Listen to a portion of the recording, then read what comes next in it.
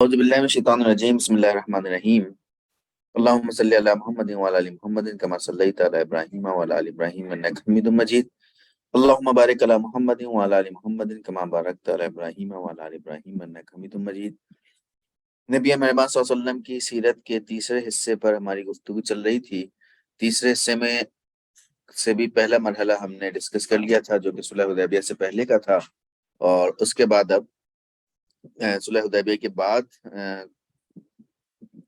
کا جو حصہ ہے جو 2 سالوں پر مشتمل ہے اس کو ہم ڈسکس کریں گے، لیکن اس سے پہلے ہم نے درمیان میں جو ریاست مدینہ کے مختلف ڈپارٹمنٹس تھے ان کو ہم نے گفتگو کا حصہ بنایا تھا۔ تو پچھلی کلاس میں ہم نے ریاست مدینہ کی انتظامی تقسیم وغیرہ کو ڈسکس کیا تھا۔ آج ہم ریاست مدینہ کا تعلیمی نظام پڑھیں گے۔ ایجوکیشن سسٹم کیا تھا؟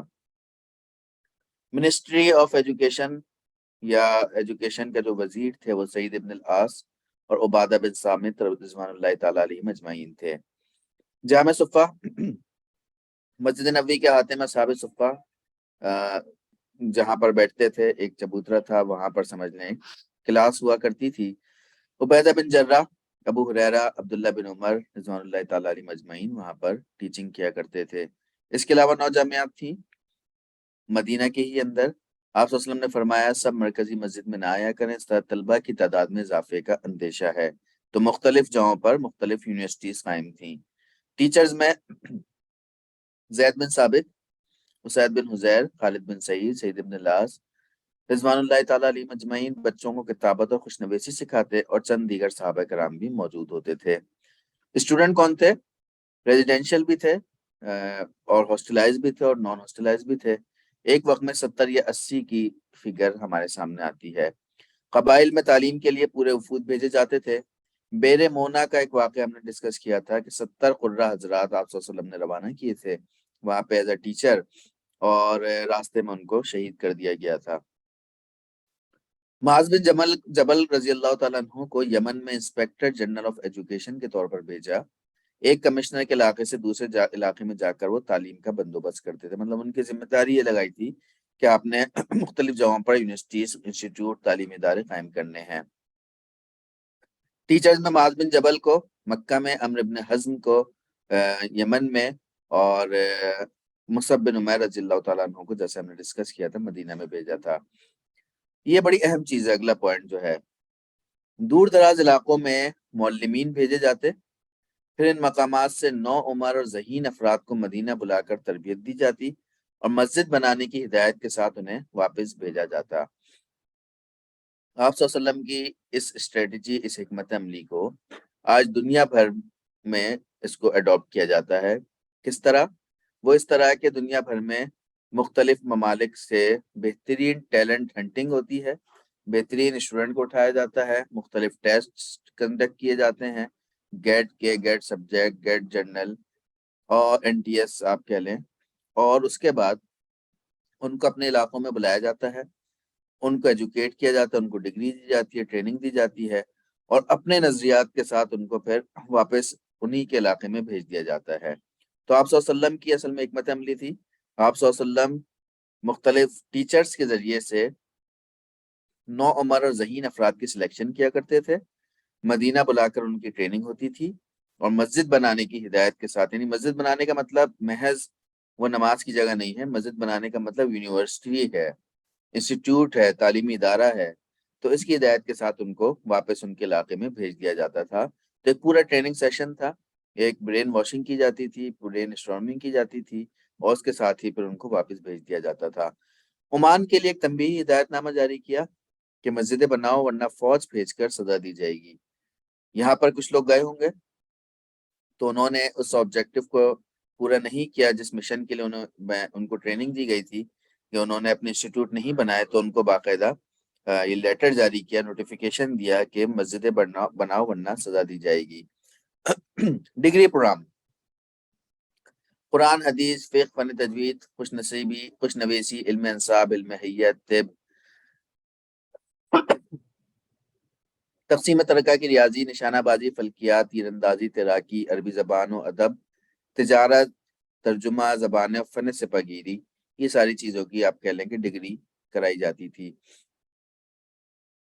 ویکلی آپ صلی اللہ علیہ وسلم خود خواتین کو تعلیم دیتے تھے اور دیگر مدارس کی نگرانی کے لیے دورے بھی کرتے تھے۔ قباء کے مدرسے پر آپ صلی اللہ علیہ وسلم کی خصوصی نگرانی ہوا کرتی تھی۔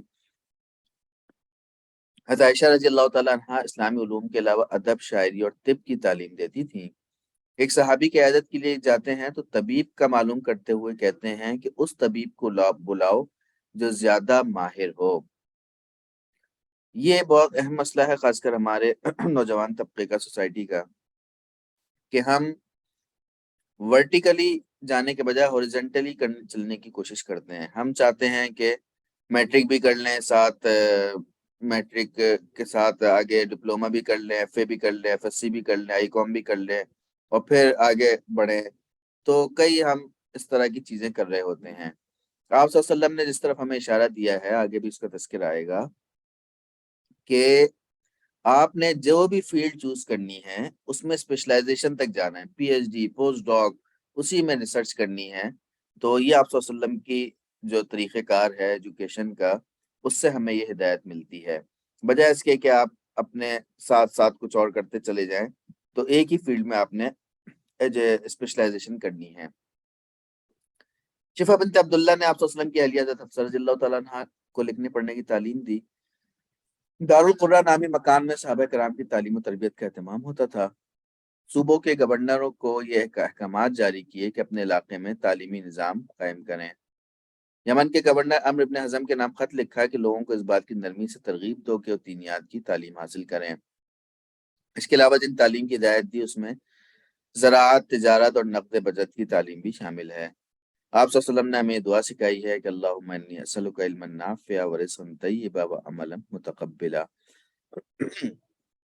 پھر قرآن کے اندر جو علوم ہیں اس کی کچھ سلائیڈ میں نے بنائی ہیں۔ باٹنی ہے، سورہ نام کی آیت سے ہمیں پتہ چلتا ہے۔ زولوجی ہے، یہ بھی سورہ نحل کی آیت سے ہمیں پتہ چلتا ہے۔ ہائیڈرولوجی ہے، یہ بھی ہمیں سورہ نور کی آیت سے پتہ چلتا ہے۔ اسی طرح ایمبرولوجی ہے، علم جنین، یہ بھی ہمیں سورہ مومنون کی آیت سے پتہ چلتا ہے کہ جس میں پورا انسان کی تخلیق کے حوالے سے اللہ رب العالمین نے اس کا تذکرہ کیا ہے۔ اوشنولوجی ہے، سورہ نور اس کی طرف اشارہ کرتی ہے۔ جیولوجی ہے، اس پہ صرف سورہ انبیاء ہی نہیں اور بھی صورتوں میں مختلف آیات اس کی طرف اشارہ کرتی ہیں۔ ایسٹرانومی ہے، فلکیات جسے ہم کہتے ہیں، سورہ انبیاء میں اس کا تذکرہ ہے۔ میڈیسن کا تذکرہ ہے، جس کو آپ کہہ رہے ہیں کہ شہد کے حوالے سے قرآن میں مختلف جگہوں پر اس کا تذکرہ آیا ہے۔ اور دیکھو تمہارے رب نے شہد کی مکھی پر یہ بات وحی کر دی کہ پہاڑوں میں، درختوں میں، ٹڈیوں میں، چڑھائی ہوئی بیلوں میں اپنے چھتے بنا اور ہر طرح کا رس چوس اور اپنے رب کی ہموار کی ہوئی راہوں پر چلتی رہے۔ اس مکھی کے اندر سے رنگ برنگ کا ایک شربت نکلتا ہے جس میں شفا ہے لوگوں کے لیے، یقیناً اس میں بھی ایک نشانی ہے ان لوگوں کے لیے جو غور و فکر کرتے ہیں۔ فزیولوجی ہے، قرآن کہہ رہا ہے کہ تمہارے لیے مویشیوں میں بھی ایک سبق موجود ہے، ان کے پیٹ سے گوبر اور خون کے درمیان ہم ایک چیز تمہیں پلاتے ہیں، یعنی خالص دودھ جو پینے والوں کے لیے نہایت خوشگوار ہے۔ مدینہ کا معاشی نظام اور نبی صلی اللہ علیہ وسلم کی حکمت عملی۔ مدینہ تجارت اور زراعت دونوں کا مرکز تھا۔ تجارت پر یہودیوں کا قبضہ تھا، زراعت کھجور، انگور، جو، انجیر، انار، کیلا، گندم خیبر سے آتی تھی۔ مصنوعات میں کپڑا، ہتھیار، لکڑی، مٹی کے برتن امپورٹ ایکسپورٹ کے ذریعے تجارت کھڑی تھی۔ مدینہ منورہ میں صنعت و حرفت کی وہی حالت تھی جو عرب کے باقی بازاروں میں بھی تھی۔ ابھی تک اس میدان میں کوئی خاص ترقی نہیں ہوئی تھی۔ زیادہ تر کپڑے کی سلائی اور بننے کا کام، رنگائی کا کام، سواری وغیرہ کا ضروری ساز و سامان اور گھر میں استعمال ہونے والی چیزیں، جنگی ساز و سامان اور اسلحے وغیرہ کی صنعت کو خاطر خواہ ترقی حاصل ہوئی تھی۔ آپ صلی اللہ علیہ وسلم نے جنگی ساز و سامان کی طرف توجہ دلائی، جن میں سے منجنیق، تیر، تلوار، کمان اور نیزہ وغیرہ ہیں۔ آپ صلی اللہ علیہ وسلم نے فرمایا کہ اللہ تعالیٰ پسند فرماتا ہے کہ جب تم میں سے کوئی کام کرے تو پختگی سے، یعنی اسپیشلائزیشن کرے اس میں۔ حرفت و صنعت صرف مردوں تک محدود نہیں تھی بلکہ عورتیں بھی اس میں حصہ لیا کرتی تھیں، جس میں کپڑے کی بنائی اور رنگائی کا کام ہے۔ آپ صلی اللہ علیہ وسلم کے لیے وہ انگوٹھی بھی تیار کی گئی جسے بطور مہر استعمال کیا کرتے تھے۔ یہودیوں کا بڑا کاروبار سود اور شراب پر مشتمل تھا، تجارت پر ان کی گرفت تھی، مدینہ کے لوگ ان کے مقروض تھے، یہودیوں نے شراب اور سود کے ذریعے زمینیں ہتھیا لی تھیں۔ مہاجرین میں سے جو لوگ مکہ سے آئے تھے، ان میں زبیر بن عوام، عبد الرحمن بن عوف، عثمان غنی رضی اللہ تعالیٰ عنہ نے تجارت پر ہاتھ جمایا اور یہودیوں کی اجارہ داری ختم کی۔ ابو رافع بنو قینقاع کے بازار کا تاجر تھا اور پریزیڈنٹ آپ کہہ لیں، قیمتوں کا تعین یہ کیا کرتا تھا اور مسلمانوں کو مہنگے داموں بیچتا تھا، عام لوگوں کو سستا بیچا کرتا تھا۔ اس کی وجہ سے مسلمانوں کو بڑا نقصان اٹھانا پڑتا تھا۔ آپ صلی اللہ علیہ وسلم نے عبد الرحمن بن عوف رضی اللہ تعالیٰ عنہ کو وہاں تجارت کے لیے بھیجا اور انہوں نے مختصر سے عرصے میں اس کی منوپلی، بالادستی اس کی ختم کر دی۔ یہ بڑی اہم بات اس لیے ہے کہ آپ صلی اللہ علیہ وسلم کو بھی اس بات کا احساس تھا کہ مدینہ آنے کے بعد اب چونکہ ریاست قائم ہو گئی ہے تو اس ریاست کو چلانے کے لیے ریاست کی اکانومی کو مضبوط ہونا اس کی بڑی اہمیت ہے۔ ادروائز مسلمانوں کو بہت نقصان ہوگا، مطلب مسلمان پریشان رہیں گے، اور جب فائنینشلی طور پر ڈسٹرب رہیں گے تو پھر کوئی بھی کام نہیں کر سکیں گے۔ تو کسی بھی ریاست کی اکانومی کی بڑی اہمیت ہوتی ہے، اسی لیے آپ صلی اللہ علیہ وسلم کے ابتدائی کاموں میں سے یہ تھا کہ اس کی اکانومی بہتر کی جائے، اس کی معیشت ٹھیک کی جائے۔ تو آپ صلی اللہ علیہ وسلم نے عبد الرحمن بن عوف رضی اللہ تعالیٰ عنہ کو اس کے لیے سلیکٹ کیا۔ اب آج جیسا کوئی ہم جیسا مسلمان ہوتا ہے وہ کہتا ہے کہ یا رسول اللہ، ہم تو آپ سے علم حاصل کرنے آئے ہیں، قرآن پڑھنے آئے ہیں، حدیث سیکھنے آئے ہیں، ہم تو آپ کے ساتھ رہنا چاہیں گے، آپ ہمیں کہاں بازار مارکیٹ بھیج رہے ہیں، تو گندی جگہ ہے۔ تو جو ہمارا کنسپٹ ہوتا ہے اس وقت اسلام کا، لیکن عبد الرحمن بن عوف رضی اللہ تعالیٰ عنہ بھی ویژنری صحابی تھے، اور نبی صلی اللہ علیہ وسلم تو تھے ہی ویژنری لیڈر، دور تک اور دیر تک دیکھنے کی صلاحیت تھی۔ تو عبد الرحمن بن عوف رضی اللہ تعالیٰ عنہ بھی نبی صلی اللہ علیہ وسلم کی اس ترجیح کو سمجھ گئے کہ اس وقت مسلمانوں کے لیے ترجیح یہ ہے کہ مسلمانوں کی معیشت ٹھیک ہو، تو لہٰذا وہ گئے بازار میں اور بزنس شروع کیا، اور سال نہیں، مہینوں نہیں، چند دنوں کے اندر ہی، چند ہفتوں کے اندر ہی انہوں نے وہاں کا کنٹرول حاصل کر لیا۔ ایک شخص نبی صلی اللہ علیہ وسلم کے پاس آیا اور کہا کہ میں نے بازار قائم کرنے کے لیے ایک جگہ دیکھی ہے، کیا آپ اسے دیکھنا پسند فرمائیں گے؟ آپ صلی اللہ علیہ وسلم نے فرمایا کیوں نہیں۔ پھر آپ صلی اللہ علیہ وسلم اس کے ساتھ اس جگہ پہ تشریف لے گئے، اور وہاں پہ جگہ آپ صلی اللہ علیہ وسلم کو اتنی پسند آئی کہ اپنے پاؤں مارتے ہوئے آپ صلی اللہ علیہ وسلم نے فرمایا کہ یہی تمہارا بازار ہے، اب تم کوئی کوتاہی نہ کرنا اور نہ ہی اس پر کوئی ٹیکس مقرر کرنا۔ چھوٹے تاجروں کے لیے نبی صلی اللہ علیہ وسلم نے مدینہ میں بازار بنوایا اور اسے امن، انصاف اور دیانت کا ایسا ماڈل بنایا کہ تاجر کھنچے چلے آئے، کیونکہ یہودیوں کی طرح ظالمانہ ٹیکس یہاں پر نہیں لیا جاتا تھا۔ وقت پر ادائیگی۔ آپ صلی اللہ علیہ وسلم کی مشہور حدیث ہے کہ مزدور کو مزدوری پسینہ خشک ہونے سے پہلے ادا کرو۔ اس کا مطلب محض یہ نہیں ہے کہ وہی مزدور ہے کہ جو اوپر سے نیچے تک کے بونیاں لے کر آتا ہے سیمنٹ کی، بلکہ ہر وہ شخص مزدور ہے جو جہاں کہیں پر امپلائمنٹ کر رہا ہے، تو اداروں کو چاہیے کہ اپنے امپلائی کو یکم تاریخ کو ہی اس کی سیلری ادا کریں۔ احتکار یہ فقہ کی اصطلاح ہے، اس کا مطلب ذخیرہ اندوزی کرنا ہوتا ہے۔ آپ صلی اللہ علیہ وسلم نے فرمایا کہ ذخیرہ اندوزی کرنے والا لعنتی ہے، جس نے ذخیرہ اندوزی اس ارادے سے کی کہ اس طرح مسلمانوں پر اس چیز کی قیمت چڑھائے تو خطا کار ہے۔ ایک روایت میں ذخیرہ اندوزی کرنے والے کے افلاس، غربت اور جزام جیسی مہلک بیماریوں میں مبتلا ہونے کی آپ صلی اللہ علیہ وسلم نے وعید سنائی ہے۔ آج ذرا غور کیجئے کہ آج ہمارے ملک کے اندر ہر چند مہینوں کے بعد کبھی چینی سٹاک کر لی جاتی ہے، کبھی کوئی اور چیز مہنگی کرنے کے لیے سٹاک کی جاتی ہے، اور پھر اچانک مارکیٹ میں لائی جاتی ہے تو وہ مہنگے داموں بکتی ہے، بلیک میں بکتی ہے، تو اس سے اس کے لوگوں کو، اس کے سیلرز کو، جو لوگ اس کو بیچ رہے ہوتے ہیں، ان کو بڑا فائدہ ہو جاتا ہے۔ تو ذخیرہ اندوزی کی سختی سے آپ صلی اللہ علیہ وسلم نے ممانعت کی ہے۔ کرپشن، آج پاکستان کا سب سے بڑا مسئلہ کرپشن ہے۔ ہر دوسرا بندہ کرپٹ ہے، ہر دوسرا وزیر کرپٹ ہے، اور ایسے ایسے طریقے ہیں کرپشن کے کہ ہر گورنمنٹ دوسری گورنمنٹ کو کرپٹ کہتی ہے، تیسری گورنمنٹ آتی ہے وہ کہتی ہے میں کرپشن کرنے والوں کا احتساب کروں گا، اور وہ بھی پھر کرپشن میں ان کے بھی اپنے کیسز آ جاتے ہیں، ان کے وزراء کے کیسز سامنے آ جاتے ہیں۔ آپ صلی اللہ علیہ وسلم نے اس مسئلے کے حوالے سے انتہائی سنجیدہ اقدامات کیے۔ آپ صلی اللہ علیہ وسلم وزٹ کیا کرتے تھے مارکیٹ کا کرپشن روکنے کے لیے۔ ایک غلہ فروخت کرنے والے کے پاس سے گزرے، آپ صلی اللہ علیہ وسلم نے اپنا ہاتھ اس کے غلے میں ڈالا تو انگلیوں پر تری آ گئی، گیلی ہو گئی انگلیاں۔ آپ صلی اللہ علیہ وسلم نے پوچھا کہ اے اناج کے مالک، یہ گیلی کیسے ہو گئی ہے؟ اس نے کہا کہ اللہ کے رسول صلی اللہ علیہ وسلم اس پر بارش ہو گئی تھی۔ آپ صلی اللہ علیہ وسلم نے فرمایا کہ تم نے بھیگے ہوئے اناج کو اوپر کیوں نہیں رکھا؟ ایک جگہ آتا ہے کہ کیا آپ صلی اللہ علیہ وسلم نے فرمایا کہ کیا بارش نیچے سے ہوئی تھی؟ بارش تو اوپر سے ہوئی تھی، تو گیلا اناج اوپر ہونا چاہیے، تو یہ کیا بات کی تم نے کہ اوپر سوکھا ہوا رکھا ہوا ہے تاکہ لوگ اٹریکٹ ہوں اور لوگ لے لیں، اور جب لے لیں گے تو ان کے پاس نیچے والا بھی چلا جائے گا، گیلا بھی چلا جائے گا۔ تو آپ صلی اللہ علیہ وسلم نے اس موقع پہ فرمایا تھا، جو بڑی مشہور حدیث کے الفاظ ہیں کہ من غشنا فلیس منا، جو ہم میں سے دھوکہ دے وہ ہم میں سے نہیں ہے۔ حضرت عبداللہ ابن عمر رضی اللہ تعالیٰ عنہ بیان کرتے ہیں کہ میں نبی صلی اللہ علیہ وسلم کے دور میں تعزیراً لوگوں کی پٹائی ہوتے ہوئے دیکھی تھی جب وہ ناپ اور تول کے بغیر ہی اناج خریدتے اور اسے اپنے گھر پہنچانے سے پہلے ہی فروخت کر دیتے تھے۔ اب آپ یہ دیکھیے کہ ایک طرف احتکار، کرپشن، وقت پر ادائیگی کے حوالے سے آپ صلی اللہ علیہ وسلم تعلیمات بھی دے رہے ہیں، لیکن ساتھ ہی بطور ایڈمنسٹریٹر، بطور پریزیڈنٹ آف مدینہ، آپ صلی اللہ علیہ وسلم ایسے افراد کو سزائیں بھی دے رہے ہیں اور وزٹ کیا کرتے ہیں چیک اینڈ بیلنس قائم رکھنے کے لیے۔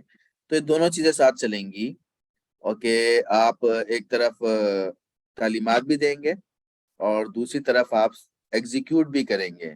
جو ان تعلیمات پر عمل نہیں کرے گا اس کے لیے پھر ڈنڈا بھی ہوگا، اس کے لیے پھر سزائیں بھی ہوں گی، اس کے لیے پھر قانون بھی حرکت میں آئے گا۔ تو یہ کون کر سکتا ہے؟ یہ وہی کر سکتا ہے جس کے پاس اختیار ہو، جس کے پاس اقتدار ہو، جس کے پاس حکومت ہو۔ آپ صلی اللہ علیہ وسلم کے پاس اختیار، اقتدار، حکومت موجود تھی، تو لہٰذا محض نہ صرف تعلیمات دیتے تھے بلکہ ایکشن بھی لیتے تھے، اور اس ایکشن کے ذریعے سے اس مسئلے کو حل کیا کرتے تھے۔ انسپیکٹر کے تقرر کیا، بازاروں کے نگراں مقرر کیے جو اشیاء خرید و فروخت کے علاوہ ناپ تول پر بھی نظر رکھتے تھے۔ مردوں میں سعید بن العاص رضی اللہ تعالیٰ عنہ تھے، عبداللہ بن سعید بن امیہ اور عمر بن خطاب تھے رضی اللہ تعالیٰ عنہ، اور عورتوں میں سمرہ بنت جندب السعدیہ اور شفا بنت عبداللہ کا نام آتا ہے۔ اوزان اور پیمانے، اوزان اور پیمانے مختلف ہوں گے تو لوگ دھوکہ دیں گے، لہٰذا آپ صلی اللہ علیہ وسلم نے سینٹرلائزیشن، اسٹینڈرڈائزیشن اور مانیٹری اکانومی کی حوصلہ افزائی کی۔ قبضہ مافیا پاکستان کا ایک بڑا مسئلہ ہے۔ ہر بڑے شہر میں، چھوٹے شہروں میں زمینوں پہ قبضے ہو جاتے ہیں، جگہ جگہ قبضے ہو جاتے ہیں۔ تو اس کو سمجھنے کی ضرورت ہے کہ اس کے حوالے سے آپ صلی اللہ علیہ وسلم نے جو احکامات دیے ہیں، آپ صلی اللہ علیہ وسلم نے فرمایا کہ جو شخص بالش برابر زمین ظلم سے لے لے گا اس کو 7 زمینوں کا طوق پہنایا جائے گا روز محشر۔ تو اس بات کو سمجھنے کی ضرورت ہے، جو بھی قبضہ گروپ ہے، بڑے بڑے، اور یہ سارے ایک دوسرے کے ساتھ ٹرائکا ہوتے ہیں۔ قبضہ گروپ ہوتے ہیں، پراپرٹی ڈیلر ہوتے ہیں، سیاست دان ہوتے ہیں، وہی حکومت میں آ جاتے ہیں، پھر وہی قبضے کر رہے ہوتے ہیں، وہی پراپرٹی ڈیلر کے ذریعے اپنی ڈیل کروا رہے ہوتے ہیں، زمین کی ویلیو ایکسٹرا بڑھا رہے ہوتے ہیں، اب نارمل طریقے سے بڑھ رہی ہوتی ہے۔ تو یہ پورا ایک ٹرائکا ہے جو ایک دوسرے کو سپورٹ کر رہا ہوتا ہے۔ تو لہٰذا اس کو سمجھنے کی ضرورت ہے کہ اس طرح کے قبضہ مافیا سے نہ صرف ان کو تعلیمات دی جائیں کہ بھائی یہ غلط ہے، نہ آپ صلی اللہ علیہ وسلم کے اس کے حوالے سے احکامات ہیں، بلکہ ایسے لوگوں کو گورنمنٹ میں بھیجا جائے جو خود بھی قبضہ گروپ نہ ہو اور قبضہ گروپ یا قبضہ مافیا لوگ جیسے لوگوں کا احتساب کرنے کا حوصلہ بھی رکھتے ہوں۔ جی نیکسٹ، سود کی ممانعت۔ آپ صلی اللہ علیہ وسلم نے نجران کے عیسائیوں کو ایک چارٹر دیا۔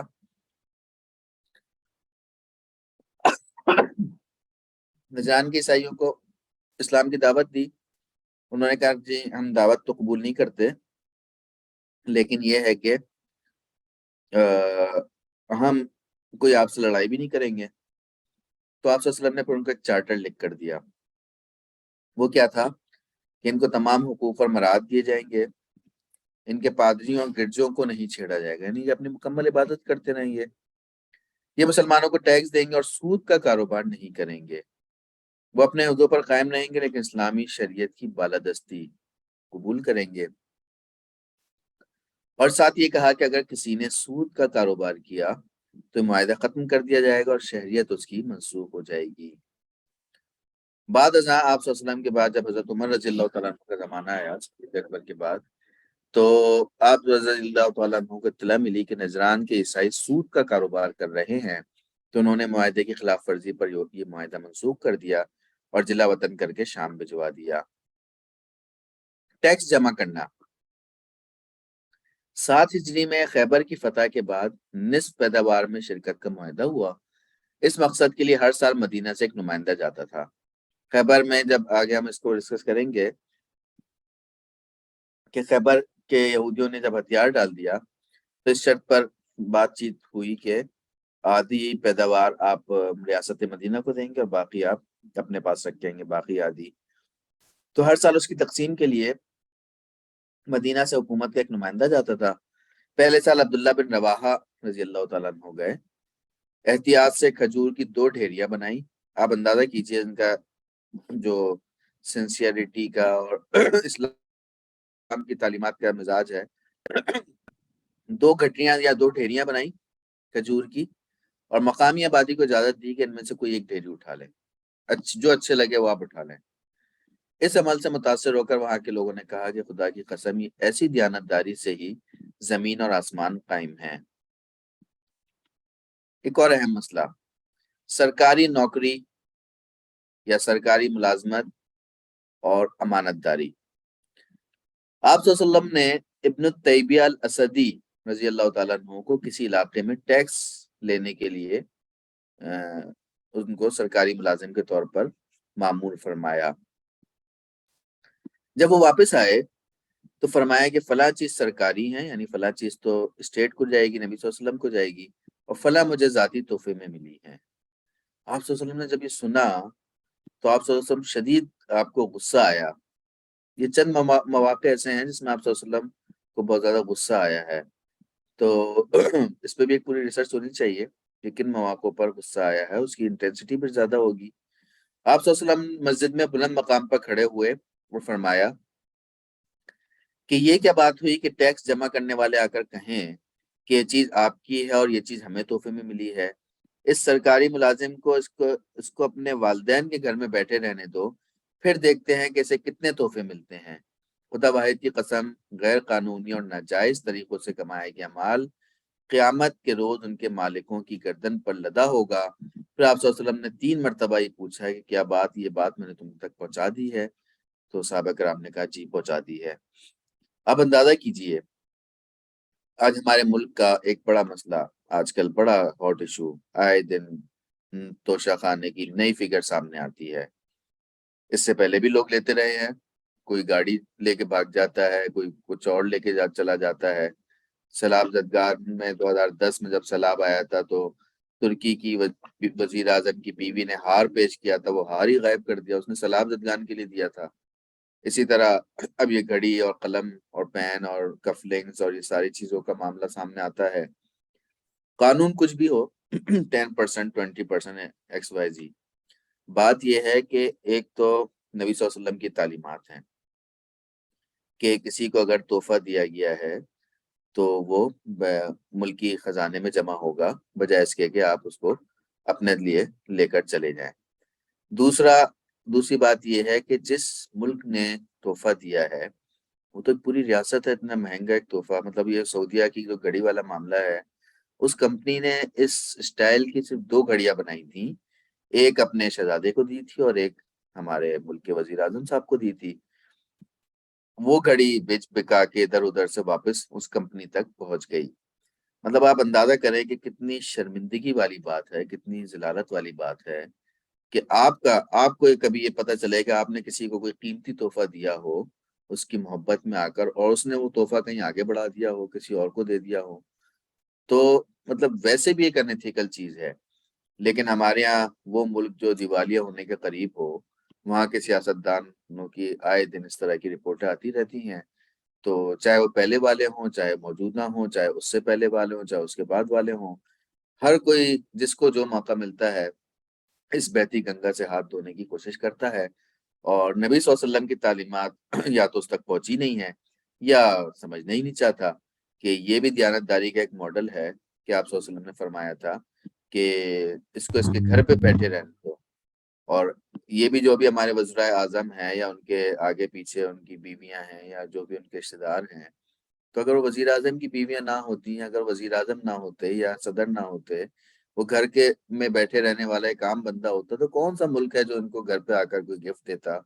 تو آپ صلی اللہ علیہ وسلم کی یہ جو حدیث ہے، بخاری شریف کی حدیث ہے، تو یہ بالکل آج کے لیے ہمارے لیے ایک مشعل راہ ہے کہ ہمیں ہمارے حکمرانوں کو یہ کرنا چاہیے۔ بندہ کبھی سوچے کہ یار یہ باتیں تو پھر جواب ہی آتا ہے کہ تو پرانی باتیں ہیں جی، 1500 سال پرانی، نبی صلی اللہ علیہ وسلم اور صحابہ کرام جیسے تو ہم نہیں ہیں نا، ہم تو ان کے پاؤں کی جوتی کی دھول بھی نہیں ہیں، تو ہم یہ کہہ کے خوش ہو جاتے ہیں، تسلی دے دیتے ہیں، اطمینان ہو جاتا ہے۔ بھائی نبی صلی اللہ علیہ وسلم اسوہ حسنہ ہیں، ان کی اتباع ہم سب پر فرض ہے۔ ہم یہ چاہتے ہیں کہ ان کے پاؤں کی جوتی کی دھول بھی نہ بنے، نہ دھول بنیں گے نہ اتباع کرنی پڑے گی، اللہ اللہ خیر سے اللہ۔ تو یہ بات سمجھنے کی ضرورت ہے کہ ایک ایک حکم، ایک ایک تعلیمات ہمارے لیے اسوہ حسنہ ہے، ہمارے لیے بھی، ہمارے حکمرانوں کے لیے بھی، پوری امت مسلمہ کے لیے، تو اس کو اسوہ حسنہ کے طور پر اپنانا چاہیے، اسی پر عمل پیرا ہونا چاہیے۔ اور اگر یہ بات ہے کہ 1500 سال پہلے کی بات ہے، آج کے زمانے میں ایسا کہاں، تو میں آپ سے شیئر کرنا چاہوں گا کہ آج کے زمانے میں بھی ایسے لوگ موجود ہیں۔ آج سے 5-6 سال پرانی بات ہے، سید منور حسن صاحب کہ جن کی بیٹی کی شادی تھی، اور ان کی بیٹی کی شادی میں کوئی 50 لاکھ کے قریب لوگوں نے، مختلف حکمران سیاستدانوں نے ان کی بیٹی کو گفٹ دیے تھے۔ اس گفٹ کی مالیت کوئی 40-50 لاکھ کے قریب تھی، اور منور حسن صاحب نے اپنی بیٹی سے کہا کہ بیٹی یہ گفٹ تمہیں نہیں ملے ہیں، بلکہ گفٹ دراصل امیر جماعت اسلامی پاکستان کی بیٹی کو ملے ہیں، سید منور حسن کی بیٹی کو ملے ہیں۔ اگر وہ آج امیر جماعت نہیں ہوتا تو تمہیں کوئی بھی اتنے قیمتی گفٹ نہیں دیتا۔ یہ چونکہ جماعت کی وجہ سے تمہیں ملے ہیں، تو لہٰذا ان گفٹ، ان تحائف کا جو حق ہے وہ جماعت کا ہے، تو لہٰذا تمام کے تمام تحائف انہوں نے بیت المال میں، جماعت کے بیت المال میں جمع کرا دیے۔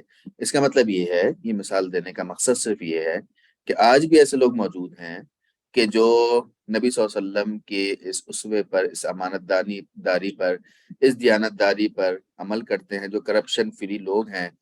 اور یہ وہ لوگ ہیں کہ جن کا گھر شادمان ٹاؤن کراچی میں 100 گز کا مکان ہے، اور جن کی حیثیت کچھ بھی نہیں ہے، لیکن اس کے باوجود بھی اتنی اچھی اپورچونٹی، اتنا اچھا موقع، 40-50 لاکھ ایک طریقے سے ایک ساتھ آ رہے تھے، ان سب کو ایک ساتھ ہی جمع کرا دیا، اس سے وڈرا ہونے کا اعلان کیا۔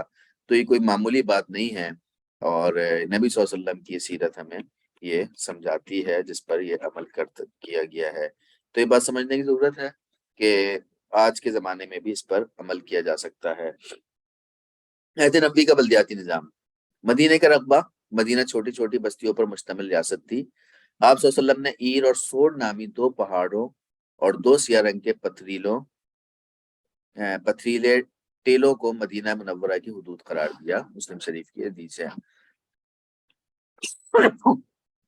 مذکورہ رقبہ کوئی 25-30 مربع کلومیٹر بنتا ہے، یعنی شہر زیادہ سادہ 25 سے 30 کلومیٹر لمبا اور اتنا ہی چوڑا ہو۔ مساجد کی تعداد ہجرت کے 2 سال بعد تک 9 مسجدیں قائم تھیں، اور نبی صلی اللہ علیہ وسلم کے وصال تک کی تعداد 40 تک پہنچ گئی تھی۔ مردم شماری، ہجرت نبوی کے پہلے سال آپ صلی اللہ علیہ وسلم نے مردم شماری کروائی۔ صحابہ کرام کو حکم دیا کہ تمام کلمہ طیبہ پڑھنے والے مسلمان مرد، عورتیں، بچے، بوڑھوں کے نام کی رجسٹریشن کی جائے، ان کی تعداد لکھی جائے۔ اس سے اندازہ ہوتا ہے کہ سینسس کی کتنی اہمیت ہے۔ آپ صلی اللہ علیہ وسلم نے مدینہ پہنچ کر یہ کام کرایا۔ پہلی مردم شماری میں 1500 افراد گنے گئے۔ عبداللہ بن عمرو بن عاص کہتے ہیں کہ جب آپ صلی اللہ علیہ وسلم نے مردم شماری کا حکم دیا تو میں نے اس غرض کے لیے ایک رجسٹر تیار کیا جس کا نام صحیفہ صادقہ تھا۔ یہی وجہ ہے کہ آپ سیرت کی کوئی بھی کتاب کا مطالعہ کریں، جو غزوات میں مسلمانوں کی اسٹرینتھ ہے وہ ایگزیکٹ ہے، کیلکولیٹڈ ہے، کہیں پر بھی فرق نہیں آتا۔ بدر میں 313 ہم سب کو معلوم ہے، احد میں شروع میں 1000 تھے، بعد میں 700 ہو گئے، خندق میں 1000، تبوک میں 30,000، فتح مکہ میں 10,000، حنین اور طائف میں 12,000 کا لشکر موجود تھا۔ آبادی کے حوالے سے آپ صلی اللہ علیہ وسلم نے فرمایا کہ 10 سے 15,000 ایک ایوریج آبادی ہونی چاہیے۔ شہر کی آبادی بڑھ جائے تو دوسرے شہر آباد کر لو، ایک حدیث کے طور پر کوٹ کیا جاتا ہے، اس کی اتھینٹسٹی ویسے مجھے اس کا ریفرنس کبھی ملا نہیں ہے، لیکن کوٹ کی جاتی ہے۔ علامہ اقبال نے بھی حدیث کوٹ کی جب میسولینی اٹلی کا جو اس وقت کا پریزیڈنٹ آپ کہہ لیں، اس کا آپ صلی اللہ علیہ وسلم نے اٹلی میں علامہ اقبال نے جب اٹلی وزٹ کیا تو میسولینی سے علامہ اقبال کا مکالمہ ہوا ہے۔ تو میسولینی نے کہا کہ ہم لوگ بڑے پریشان ہیں، آبادی بڑھ رہی ہے، انفراسٹرکچر ٹھیک نہیں ہے، رش بڑھتا جا رہا ہے۔ تو علامہ اقبال نے فرمایا کہ ہمارے نبی نے صلی اللہ علیہ وسلم نے اس طرف رہنمائی دی تھی کہ شہر ایک مخصوص آبادی سے زیادہ بڑھ جائے تو نئے شہر آباد کر لینے چاہیے۔ اس نے جب یہ بات سنی تو حیرانی سے خوشی سے اچھل پڑا، اس نے کہا یار ہم یہاں حیران ہو گئے ہیں کہ سوچ سوچ کے پریشان ہو گئے ہیں کہ یار کس طرح یہ مسئلہ حل کیا جائے۔ یہ مسئلہ تو انہوں نے چٹکیوں میں حل کر دیا ہے۔ آپ آج دیکھیں کہ پاکستان کے سارے بڑے شہر، کراچی، لاہور، اسلام آباد، پشاور، حیدرآباد، سکھر، یہ بڑے بڑے شہر ہیں، تو ملتان، یہ سب ضرورت سے زیادہ بڑے ہو چکے ہیں، ان کو کنٹرول کرنا ایک مشکل کام ہو گیا ہے۔ آپ صلی اللہ علیہ وسلم نے اس کے حوالے سے رائے دی تھی کہ نئے شہر آباد کر لو۔ مدینہ کی آبادی مغرب میں بتھا، مشرق میں بقیع القرقت اور شمال مغرب میں مشرق میں بنی سعدہ کی حدود تک مل گئی تو مزید آبادی پر پابندی لگا دی۔ اطراف مدینہ سے بنو سلمہ قبیلے نے اجازت چاہی آنے کی تو انکار کر دیا۔ گلیوں کی چوڑائی 7 ہاتھ کا فاصلہ ہو، آپ صلی اللہ علیہ وسلم نے فرمایا ان 7 ہاتھ کو اگر ناپا جائے تو 14.5 فٹ تقریباً بنتا ہے۔ ایک اور حدیث کے مطابق آپ صلی اللہ علیہ وسلم نے فرمایا تھا کہ گلی اتنی چوڑی ہونی چاہیے کہ 2 لتے پھندے اونٹ ایک وقت میں ایک دوسرے کو کراس کر سکیں۔ آج نبی صلی اللہ علیہ وسلم کی اس حدیث پر عمل کیا جائے تو کم از کم 50 فٹ گلی چوڑی ہونی چاہیے کہ 2 بڑی گاڑیاں ایک دوسرے کو بیک وقت کراس کر لیں۔ بابی دیکھیں کہ بظاہر معمولی بات ہے، لیکن انفراسٹرکچر کے حوالے سے، بلدیاتی نظام کے حوالے سے بھی آپ صلی اللہ علیہ وسلم نے ہدایت دی ہیں۔ آج اگر ہم صرف انہی ہدایات، انہی تعلیمات پر عمل کر لیں تو ہمارے بہت سے مسائل حل ہو سکتے ہیں۔ اطراف مکانوں کے درمیان فاصلہ رکھنے کا بھی ذکر ملتا ہے تاکہ ہوادار رہیں۔ گھر کی پلاننگ، کشادہ اور آرام دہ گھر کو پسند کیا۔ 4 کمروں کا گھر پسند کیا، ایک کمرہ اپنے لیے، ایک بچوں کے لیے، ایک ملازموں کے لیے اور ایک مہمانوں کے لیے۔ مکانوں میں پرتعیش اور عالیشان گھروں کو ناپسند کیا۔ سعد بن ابی وقاص رضی اللہ تعالیٰ عنہ نے ایک بڑا گھر بنوایا، آپ صلی اللہ علیہ وسلم نے اسے ناپسند کیا تو انہوں نے وہ حصہ گرا دیا تھا۔ پانی کا انتظام، ہم اسلام آباد میں اس وقت رہائش پذیر ہیں تو اسلام آباد میں رہنے والوں کو اس کا اندازہ ہوگا کہ اسلام آباد بڑا یونیک شہر اس لیے ہے کہ وہ کسی دریا کے کنارے نہیں ہے، اور پانی کا بہت بڑا مسئلہ، نہ کوئی جھیل ہے نہ کوئی دریا ہے، تو پانی کا بڑا مسئلہ ہے۔ پنجاب میں اسلام آباد موجود ہے، پنج آب جو 5 دریاؤں کا صوبہ ہے، اور اس میں سب سے بڑا مسئلہ پانی کا ہے۔ آپ صلی اللہ علیہ وسلم مدینہ گئے تو مسلمانوں کے لیے پانی کا ایک بڑا مسئلہ تھا۔ اس کے لیے آپ صلی اللہ علیہ وسلم نے فوری، اس کا مطلب یہ ہے کہ ریاست کے کرنے کا کام ہے یہ، آپ صلی اللہ علیہ وسلم نے فوری اعلان کیا کہ کون ہے جو بیر روما خریدے گا۔ عثمان غنی رضی اللہ تعالیٰ عنہ آگے بڑھے، انہوں نے بیر روما خریدا اور مسلمانوں کے لیے وقف کر دیا تو مسلمانوں کے پانی کا مسئلہ حل ہو گیا۔ یہ کنواں تھا۔ سیوریج سسٹم، مدینہ میں نکاسی آپ کا کوئی خاص مسئلہ درپیش نہیں آیا، وجہ یہ تھی کہ مدینہ اونچی نیچی جگہ پر مشتمل تھا۔ پھر بھی آپ صلی اللہ علیہ وسلم نے فرمایا کہ 3 لعنت والی جگہوں سے بچو، گھاٹ پر، راستوں پر اور سایہ دار جگہ میں پیشاب کرنے کو منع کیا۔ تجاوزات کا خاتمہ، آپ کسی بڑے بازار میں چلے جائیں آپ کو یہ نظر آئے گا کہ تجاوزات بہت ہیں، بازار کیا گلیوں محلوں کے اندر تجاوزات ہو جاتی ہیں۔ آپ صلی اللہ علیہ وسلم نے فرمایا کہ خبردار راستوں میں مت بیٹھو، راستے ڈسٹرب نہ کرو۔ میں نے جنت میں ایک آدمی کو مزے کرتے ہوئے دیکھا کیونکہ اس نے راستے سے ایک ایسے درخت کو کاٹا تھا جو لوگوں کی تکلیف کا باعث تھا۔ صفائی کا انتظام، راستے سے تکلیف دہ چیز ہٹانا صدقہ ہے۔ عائشہ رضی اللہ تعالیٰ عنہ روایت کرتی ہیں کہ جب آپ صلی اللہ علیہ وسلم مدینہ تشریف لائے تو وہاں کی زمین وبا زدہ تھی، وادی بطحان کا پانی نہایت آلودہ تھا۔ آپ صلی اللہ علیہ وسلم نے اس وادی کی صفائی ستھرائی کے لیے ایسے اقدامات کیے کہ چند ہی دنوں میں نہایت صاف و شفاف پانی بہنا شروع ہو گیا۔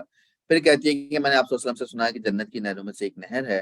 پھر آپ صلی اللہ علیہ وسلم نے کئی دیگر ندی نالوں کی صفائی کا حکم صادر فرمایا اور کئی نئی نہریں بھی کھودی گئیں۔ اس کی بھی بڑی اہمیت ہے۔ اس کی اہمیت پچھلے سال اسلام آباد کے E11 سیکٹر کے اندر کلاؤڈ بسٹ ہوا، تیز بارش ہوئی، تو چونکہ نالوں کی صفائی نہیں ہوئی تھی، برساتی نالوں کی، تو ایک طریقے سے فلڈ آ گیا اور 3 کیجولٹیز اس وقت ہوئی تھیں۔ یہ تو اسلام آباد جیسے کیپٹل کی بات ہے۔ شہر کراچی کا حال اس سے کہیں زیادہ برا ہے۔ ہم دیکھتے ہیں کہ جب بارش ہوتی ہے تو رحمت بننے کے بجائے وہ زحمت بن جاتی ہے۔